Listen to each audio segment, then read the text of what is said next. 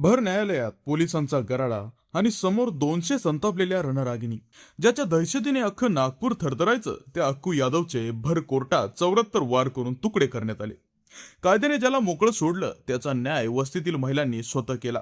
पण हे घडलं कसं, जाणून घेऊया आजच्या या व्हिडिओमध्ये. नागपूरच्या कस्तुरबा नगर झोपडपट्टीत अक्कू यादव हे नाव केवळ एका गुंडाचं नव्हतं, तर तो तिथल्या महिलांसाठी एक जिवंत काळ होता.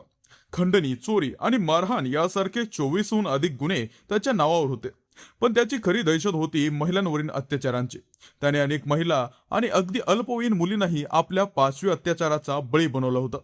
हैराण करणारी गोष्ट म्हणजे इतके गुन्हे करूनही अक्कू यादवला राजकीय वरदहस्त आणि पोलिसांच्या ढिसाळ कारभारामुळे वारंवार जामीन मिळायचा. बाहेर आल्यावर तो अधिकच पिसाळलेल्या प्राण्यासारखा वागायचा.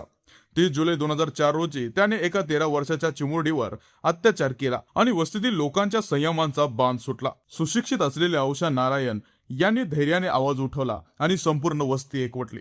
13 ऑगस्ट 2004 हा दिवस नागपूरच्या इतिहासात कधीच विसरता येणार नाही. अक्कूला जिल्हा न्यायालयात सुनावणीसाठी आणलं गेलं. तिथे सुमारे 200 महिला आधीच दबा धरून बसल्या होत्या. जसा अक्कू समोर आला, महिलांच्या संतापाचा स्फोट झाला. पोलिसांनी त्याला वाचवण्याचा प्रयत्न केला, पण त्या रणरागिणींसमोर कोणाचंही काहीच चाललं नाही. महिलांनी अक्कूच्या डोळ्यात मिरची पूड टाकली आणि चाकू, कात्री व दगड घेऊन त्याच्यावर तुटून पडल्या. भर न्यायालयात त्याच्या शरीरावर 74 वार करण्यात आले. कायद्याची वाट न पाहता महिलांनी स्वतःच या नराधमाचा हिशोब चुकता केला. या घटनेने संपूर्ण देश हादरला आणि पुढे पीडितांना न्याय मिळवून देण्यासाठी फास्ट ट्रॅक कोर्टाची गरज अधोरेखित झाली. अखेर 2014 मध्ये पुराव्याअभावी या प्रकरणातील सर्व महिलांची निर्दोष मुक्तता करण्यात आली.